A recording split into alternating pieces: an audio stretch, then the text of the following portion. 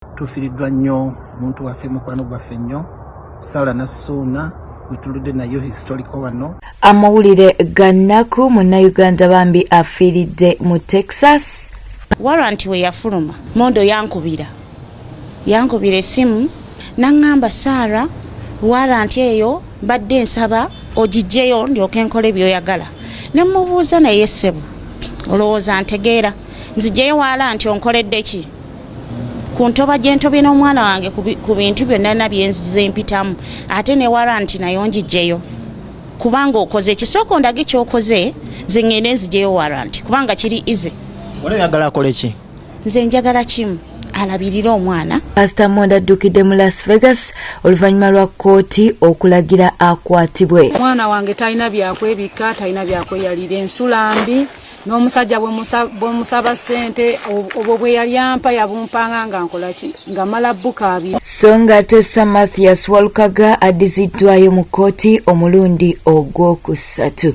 Eno News Park Channel webale kujjekumirako tutandise n'amawulire gannaku bambi waliwo Munna Uganda eyafiiridde e Texas. Munna Uganda ono abadde ayitibwa Sara Nassuuna era nga munnange yavudde mu bulamu bw'ensi eno. Okusinziira ku ssentebe w'Abannayuganda abawangalira e Texas mu America, Vincent Bamwe, ng'ayogera ku mugenzi yagambye nti omugenzi ono abadde muntu w'abantu era abadde ayagala buli muntu ng'awa n'ekitiibwa buli gwasanze. Munnange getufuna ku News Park Channel galaga nti omubiri gw'omugenzi gwa kukomezebwawo ku butaka essaawa yonna. Katubeere nga tukuwa ssentebe w'Abannayuganda abawangalira e Texas ng'ayogera ku mugenzi Sara Nassuuna. Nga kitalo nnyo kyamani w'Abannayuganda. Kitalo nnyo ssebo ffe abasinzidde wano mu Texas DFW. Tufiiriddwa nnyo muntu waffe mukwano gwaffe nnyo Sala Nassuuna wituludde nayo historical wano. Ne wetwogerera kati tulwana waka tuli mu bulumi nnyo n'abeeyo ababirabiko mutubeerereko mutusabireko bw'anaaba atuuse munamuwerekera. Eyo nga tuvuddeyo mu mawulire amalala. Pastor Mondo Adduse jjukira nti kooti yayisa ekiragiro ono abeere nti akwatibwa. Bino nno byava ku mukyala okuvaayo n'ategeeza nga Pastor Mondo bw'asuuliridde obuvunaanyizibwa bwe nga yamuzaalamu omwana naye nga giweze emyaka 3 ng'ono tabawa buyambi, nga ne mu kiseera kino omwana wa Pastor Mondo abadde tannaddayo ku ssomero. Kati nno oluvannyuma lwa kooti okuyisa ekiragiro nga balagira ono akwatibwe, ono asazeewo okuba nti yeeyongerayo mu Las Vegas. Katukwe maama w'omwana ono bambi ng'alaajana. Warrant we yafuluma Mondo yankubira essimu n'angamba Sara warrant eyo badde nsaba ogijjeyo ndyoke nkole by'oyagala. Ne mubuuza naye ssebo olowooza ntegeera nzijjeyo warrant onkoledde ki ku ntoba gye ntobye n'omwana wange ku bintu byonna byenzize mpitamu ate ne warrant nayo njijjeyo kubanga okoze ekisoko ndage ky'okoze nze ngende nzijeyo warrant kubanga kiri easy. Oyagala akole ki? Nze njagala kimu alabirira omwana oba namugamba ne mutuuza wansi ne bamutuuza sinanze nzekka ne bamutuuza omukazi muweeyo ssente akole nze namusaba na kimu ampe ssente enkole ndabirira omwana wange ye mote. Ab'owaabo Mondo family ye wali abakumanyi n'abamanyi n'omwana? Yesebo gyali byamuleeterezaako n'okuva ku TVM gyatayinza kati kulinnyako. Mondo bamugobako olw'ensonga y'omwana kubanga nga balaba emyaka gy'ayina n'ebintu byakola si bituufu. Lwaki wagaana okugenda okusikebeza omwana DNA? Nze nagaana oba ye yagaana? We yadduka. Kaakati kino abajulizi bange bali mu kooti kubanga Mondo we baatuuka okusala n'ensaba omulamuzi. Mondo yennyini ye yasaba omulamuzi n'agamba nti omwana simwekakasa njagala mutwale ku DNA.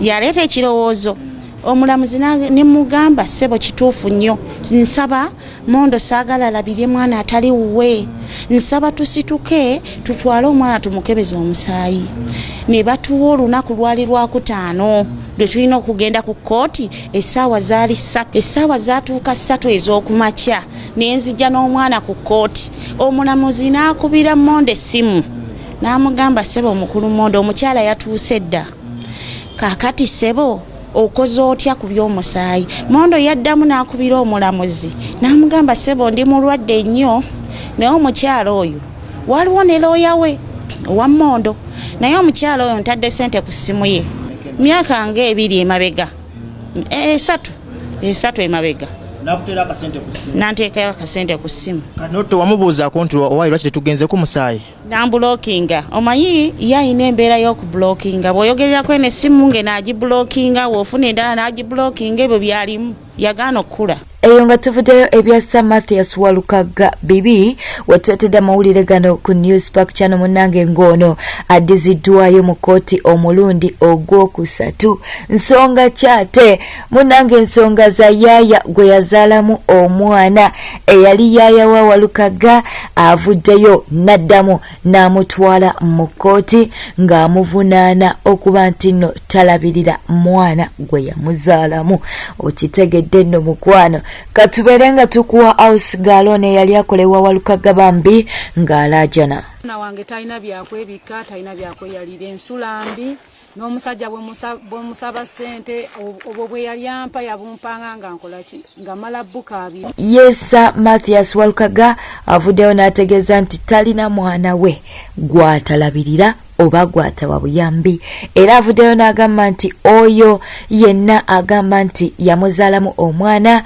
aleete omwana oyo abeere nti nno atwalibwa ku DNA bw'atyo bw'avuddeyo n'ategeeza era nebwega tugende mu Airtel tena tuzijeyo nga bweziweereza mbadde nsaba ayongereko kw'obwo obusente bwakolaki bwasindika butono oyo omuntu kankuweereza gundi wano message sente namuweereza yemeya kubanga era kimaze emyezi kumpi nga emyaka 5 esebo ng'abantu maze emyezi 3 simuwa sente ate kyosobola okutwala mawulire ate kati namwezi mutwala abiri nakankuweereza message wano ogiraba agikuweereze wano mu mawulire amalala ge tukuleetera olunaku olwaleero omuyimbi Grace Khan azeemu okuyimba ono nno mukwano ayogedde ku nsonga z'okuba nti no kati ayitibwa maama ensonga z'okulabirira omwana avuddeyo n'ategeeza nti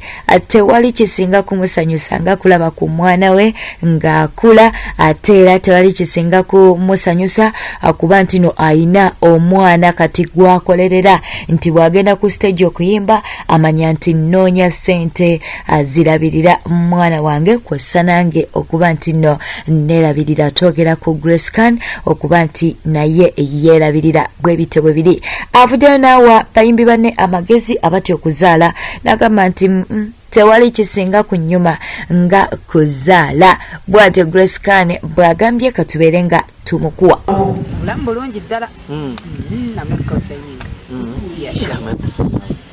owaye tukulabyeko guno gwe gusoose fuluma waweeru era ndi waweeru neyagala empewo enfuwako everything is okay ya kulika baby nange mwebale kunsabira yani bafani bange bambi mwebale kunsabira mukama mulungi biruma obwannakawere bukuyisiza butya bibuza abalala bwannakawere tebunnantwala speed yes nyumirwa experience y'okufuuka maama omundi ogusoose mbulamu bwo kiri kitya bannange binyuma kale waliwo webigiriramu awe ng'akaana kakaabaye obwoka biki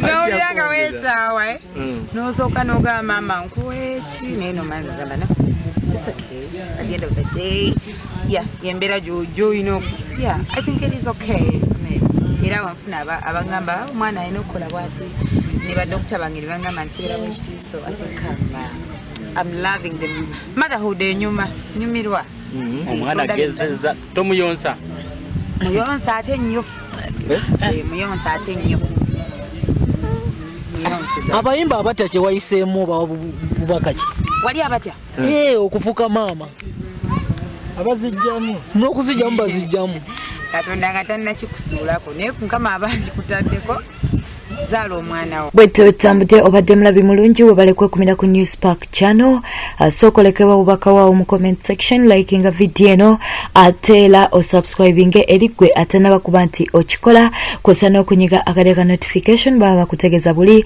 lwe tuba tutaddeyo amawulire twagala okubuuzaako ku Charles Kagudde atubuuzaako ku Namutebi Darat Tina namwena abawaayo obudde bwomwe okulaba amawulire gaffe beera bulungi weeraba